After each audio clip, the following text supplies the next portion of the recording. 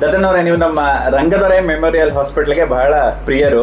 ನಮ್ಮ wound and foot care centre ಕೂಡ ನೋಡಿದ್ದೀರಾ? ಅಲ್ಲಿ ಬಂದಿದ್ದೀನಿ, ಯಾಕೆಂದ್ರೆ ನನಗೊಂದು ಸ್ವಲ್ಪ ಏನೋ ಫ್ಲ್ಯಾಟ್ ಫುಟ್ ಇದ್ದಾಗಿತ್ತು. ನೀವು ಮತ್ತು ನಿಮ್ಮ ಜೊತೆಗಾರರು ಭಾಳ ಚೆನ್ನಾಗಿ ನನ್ನನ್ನು ನೋಡಿಕೊಂಡು ಓಕೆ ಅದಕ್ಕೇನು ಸೂಕ್ತವಾದ ಪರಿಹಾರ ಏನಿದೆ ಅದನ್ನು ಕೊಟ್ಟಿದ್ದೀರಿ. ಭಾಳ ಸಂತೋಷ ಆಯಿತು ನನಗೆ. ಓಕೆ, ಅದನ್ನು ಉಪಯೋಗಿಸ್ತಾ ಇದ್ದೀನಿ ನಾನು. ಅದೇ ನಾವು ಜನರಿಗೆ ಹೇಳೋದೇನಂತಂದರೆ, ಇಲ್ಲಿ ರಂಗದೊರೆ ಮೆಮೋರಿಯಲ್ ಆಸ್ಪತ್ರೆಯಲ್ಲಿ ಪಾದದ ಆರೈಕೆಗೆ ಬೇಕಾಗಿರುವಂಥ ಎಲ್ಲ ಸೌಲಭ್ಯಗಳನ್ನು ಒಂದು ಕಡೆ ಇಟ್ಟಿದ್ದೀವಿ. ಅವ್ರು ಎಲ್ಲೂ ಓಡಾಡೋ ನೆಸೆಸಿಟಿ ಇಲ್ಲ. ಅದೇ ಅದು ಜನಕ್ಕೆ ತಿಳಿಬೇಕು, ಭಾಳ ಮುಖ್ಯ ಅದು. ಹೌದು.